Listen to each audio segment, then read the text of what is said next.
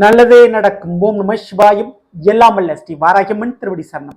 உலகத் தமிழ் நெஞ்சங்கள் அனைவருக்கும் உங்கள் சுஸ்திரி ராஜ கணபதியின் அன்பான வணக்கங்கள். இன்றைய பதிவில் பூனையாக இருந்த கும்பராசியில் பிறந்த நண்பர்களே, இனி புலியாக மாறப்போகிறீர்கள், புலியாக சீரப்போகிறீர்கள். காரணம், உங்களுடைய ராசிநாதனான சனிவனுடைய வக்ரம். பொறுமை, நிதானம், விட்டு கொடுப்பது, அதனால் வாழ்க்கையை இழந்திருப்பது என அனைத்தும் நீங்கள் சந்தித்திருப்பீர்கள். இனி விட்டு கொடுக்க மாட்டீர்கள், உங்களுடைய வாழ்க்கையும் கெட்டுப்போக விட மாட்டீர்கள்.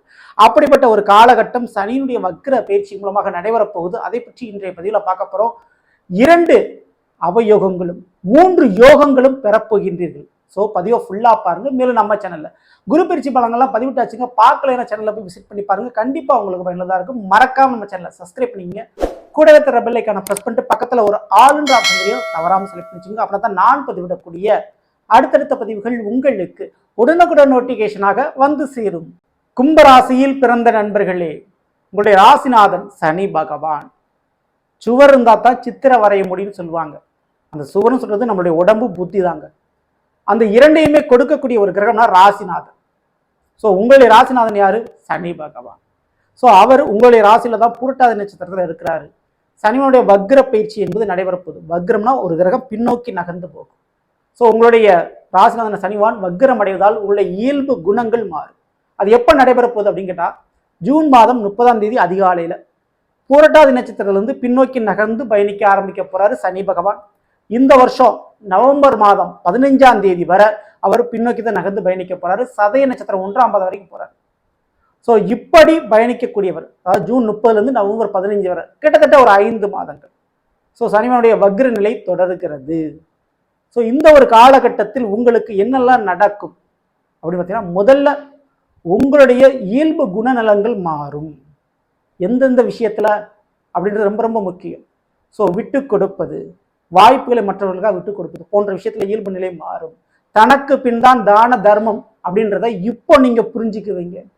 உறவுகளுக்காகவும் சொந்த பந்தங்களுக்காகவும் நண்பர்களுக்காகவும் பாசத்துக்கு முக்கியத்துவம் கொடுத்து பல விஷயத்தை விட்டு கொடுத்துட்டு இருந்திருப்பீங்க இல்லையா? பல விஷயம் செஞ்சிருப்பீங்க இல்லையா? அவங்களுடைய கஷ்டத்தை நீங்க ஓடி உதவி பண்ணி காப்பாற்றிருப்பீங்க. ஆனா உங்களுக்கு ஒரு கஷ்டம் வரும்பொழுது யாருமே கை கொடுத்து காப்பாற்றி இருக்க மாட்டார்கள். அப்படிப்பட்ட ஒரு கஷ்டத்தை நீங்க அனுபவிச்சிருப்பீங்க. இனிமேல் மாறுவீர்கள். ஸோ அப்படி மாறிய உங்களுக்கு 3 விதத்தில் யோகத்தையும் 2 விதத்தில் அவயோகத்தையும் கொடுக்கிறார் இந்த சனி பகவான்.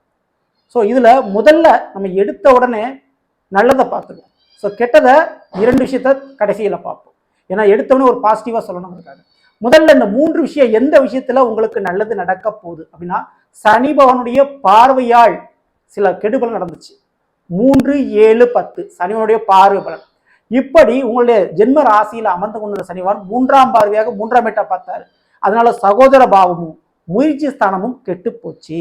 எந்த முயற்சி பண்ணாலும் அந்த முயற்சியில தடை தாமதம் ஏற்பட்டிருக்கும். சகோதர பாவங்களால சில தடைகளும் பிரச்சனைகளும் உங்களுக்கு உருவாகி இருக்கும். நிலப்பிரச்சனை ஏற்பட்டிருக்கும். இப்படிப்பட்ட பிரச்சனையெல்லாம் மாறும். இனிமே உங்களுடைய முயற்சியில வெற்றி உண்டு. அரசாங்க வேலை உண்டான முயற்சியில மிகப்பெரிய வெற்றியும் கிடைக்கும். நிலம் சம்பந்தமான சொத்துக்கள் சம்பந்தமான விஷயத்துல வெற்றி உறுதி. கண்டிப்பா அதன் ரீதியாக நன்மை உங்களுக்கு நடக்கும். சகோதர சகோதரி விஷயத்துல ஏற்பட்ட பகை மாறி இனி பாசமாக மாறுவார்கள். உங்களுடைய உதவியும் உங்களுடைய அன்பையும் உங்களுடைய பாசத்தையும் புரிந்து கொள்வார்கள். அப்படிப்பட்ட ஒரு நிலைப்பாடு இனிமேல் உருவாகும். புதிய நண்பர்களும் புதிய உறவுகளும் கிடைக்கக்கூடிய பாக்கியம் நிறைய இருக்குது. மேலும் 7ஆம் பார்வை 7ஆம் வீட்டை பார்த்தாரு, சிம்ம ராசியை பார்த்தாரு. ஸோ இப்போ சனியோட வக்ரம்ன்றதுனால அந்த நிலைப்பாடு மாறுது. அதனால கிடைக்காத வாழ்க்கை துணை இனி கிடைக்கும். திருமணம் நிச்சயம் நடக்கும். உங்களை புரிஞ்சிக்காத வாழ்க்கை துணை உங்களை புரிந்து கொள்வார்கள். உங்களுடைய விஷயத்தை எதிர்பார்த்து இனி இடம் தேடி உங்களை நாடி வருவார்கள். அப்படிப்பட்ட யோக காலகட்டம் இருக்குது. அரசாங்க விஷயத்துல ஏதாவது ஒரு பிரச்சனை நீங்க அனுபவிச்சுட்டு இருந்தா கண்டிப்பா அந்த பிரச்சனை மாறும். அரசாங்க தண்டனை, இல்லை அரசாங்கத்தில் வாங்கின லோன் சம்பந்தமான பிரச்சனை, இவை அனைத்துமே உங்களுக்கு மாறும். மேலும் அரசாங்க வேலை பார்ப்பவர்கள் அல்லது அரசியல்வாதிகள் மூலமாக ஏற்பட்ட தடை தொந்தரவு பிரச்சனை அது இல்லாமல் உங்களுக்கு இருக்கும். ஸோ மேலும் இந்த தருணத்துல திருமண வாழ்க்கை மட்டுமல்லங்க, நண்பர்களும் உறவுகளாலும் ஏற்பட்ட தொந்தரவுகள் மாறும். ஓகேங்களா? ஸோ அதோட நிலைப்பாடுகள் டோட்டலா உங்களுக்கு மாறும். 3ஆவது விஷயம் என்னன்னு கேட்டா, சனிவனுடைய 10ஆம் பார்வை அப்படின்றது 10ஆம் இடம் கர்மஸ்தானத்தில் போயிருது. கர்மம்ன்றது தொழில், வேலையை குறிப்பது. ஸோ அப்படி விருச்சிக ராசியில் அவருடைய பார்வைப்பட்டது. இப்போ சனிவன் வக்ரம் அடைகிறதுனால அந்த பார்வை கொஞ்சம் மாறுது. ஸோ பார்வையால் நடக்கக்கூடிய கெடுபலன் நிச்சயமா மாறும். அதன் ரீதியாக கும்பராசியில் பிறந்த உங்களுக்கு தொழில் விஷயம் நல்ல அமோகமா நடக்க போகுது. தொழிலில் ஏற்பட்ட நஷ்டத்தை இப்போ சரி பண்ணுவீங்க. தொழிலில் இனி நஷ்டம் ஏற்படாது. அந்த நஷ்டத்தை சரி பண்ணிடுவீங்க. எதிர்பார்த்த லாபம் கிடைக்கும். பெற்றவங்களுக்கு செய்ய வேண்டிய கடமை செஞ்சு முடிப்பீங்க. உங்களுடைய பிள்ளைகளுக்கு செய்ய வேண்டிய கடமை செஞ்சு முடிப்பீங்க. புதிய தொழில் தொடங்குறதுக்கு இந்த நேர காலகட்டம் சாதகமா இருக்கு. ஆனா கூட்டு தொழில் கொஞ்சம் நல்லா இருக்கும். மனைவியையோ கணவனையோ நீங்க கூட்டு சேர்த்துக்குங்க, ரொம்ப ரொம்ப நல்லது. உங்களுக்கு நெருங்கிய நண்பர்களை கூட்டு சேர்ப்பது நல்லது. தனியாக நின்று அந்த தொழிலை பார்க்காம கூட்டு சேர்த்து பண்ணிக்கிறது நல்லது. ஒரு விஷயத்தை செய்யறதுக்கு முன்னாடி அடுத்தவங்களை ஆலோசனை கேட்பது ரொம்ப ரொம்ப உங்களுக்கு நல்லது. ஏன் அப்படின்னா உங்களுடைய ராசிநாதன் வக்ரம் அடைஞ்சிருக்கிறாரு. இதுதான் அவயோகத்தில் முதல் யோகம். ஏன்னா அவயோகம் சொல்றது வந்து கெடுபல்னு சொல்லலாம். அந்த விதத்துல முதல்ல உங்க ராசிநாதன் வக்ரம் அடைகிறதுனால உங்களுடைய தனித்துவமான முடிவுகள், அவசர முடிவுகளை தள்ளி போடுங்க. அடுத்தவங்ககிட்ட ஆலோசனை கேளுங்க. ஒரு காரியத்தை டக்குன்னு செஞ்சிடாம ஒரு 2 நாள் 3 நாள் தள்ளி போட்டு நிதானிச்சு அந்த வேலையை செய்வது ரொம்ப ரொம்ப நல்லது. கோபம், கௌரவம் காசு கொடுக்காது, கடன் அடைக்காது. அது தெளிவா புரிஞ்சுக்குங்க. ஸோ அந்த விதத்துல கோபத்திற்காகவும் கௌரவத்திற்காகவும் ஒரு வேலையை தூக்கி எறிஞ்சிடுறது, ஒரு விஷயத்த பொறுப்பேற்றுக்கிறது, நான் இந்த வேலையை செஞ்சு கொடுக்குறேன் அப்படின்னு பொறுப்பேற்றுக்கிறது ஒரு கௌரவத்திற்காக. அப்படி பண்ணினீங்கன்னா உங்களுடைய காசு பணத்தை தான் நீங்க இழப்பீங்க. ஸோ புத்திகள் தடுமாறும் இந்த நிலைப்பாடுகளில் அதுல கொஞ்சம் கவனம் தேவை. கொஞ்சம் அடுத்தவங்களுடைய ஆலோசனை கேட்பது ரொம்ப ரொம்ப நல்லது. இரண்டாவது என்னன்னா உங்களுடைய உடல்நிலையில கொஞ்சம் கவனம் தேவை. சரியான உணவு, சரியான தூக்கம் கண்டிப்பா வேணும். அதுல கொஞ்சம் கூடுதல் அக்கறை கவனம் தேவை. நாளைக்கு பார்த்துக்கலாம் அப்படின்னு தள்ளி போட்டுறாதீங்க. இன்றைய பாருங்க, அது ரொம்ப ரொம்ப நல்லது. ஸோ இதுல இன்னொரு விஷயம், உங்களுடைய கும்பராசிக்கு 12ஆம் இடம் மகரத்திற்கும் அவர் அதிபதியா இருக்கக்கூடியவர். அப்போ தேவையில்லாத பயணங்களை தவிர்க்கிறது நல்லது. எதிர்பாராத விரைய செலவுகளை தவிர்க்கிறது. அந்த விரைய செலவுகள் வராது உங்களுக்கு. ஆனா நீங்களா வாலண்டரியா போய் செலவு பண்ணாம இருக்கிறது ரொம்ப ரொம்ப நல்லது. அடுத்தவங்க விஷயத்துல போய் கமிட்டடாக ஆகாம இருக்கிறது ரொம்ப ரொம்ப நல்லதுங்க. ஸோ இப்படிப்பட்ட ஒரு விஷயத்தை மட்டும் நீங்க ஃபாலோ பண்ணாமல் இந்த 2 விஷயத்துல மட்டும் அவயோகம் கெடுபலன் நடக்க வாய்ப்புண்டு. ஸோ கொஞ்சம் கூடுதல் கவனத்தோடு இருந்துட்டா கும்பராசி பிறந்தவங்களுக்கு ரொம்ப ரொம்ப நல்லது. மற்றபடி நான் முதல்ல சொன்ன அந்த 3 விஷயம், 3ஆம் பார்வை, 7ஆம் பார்வை மற்றும் 10ஆம் பார்வையால் உங்களுக்கு சனிவானால் ஏற்பட்ட கெடுபலன் இனிமேல் நடக்காது.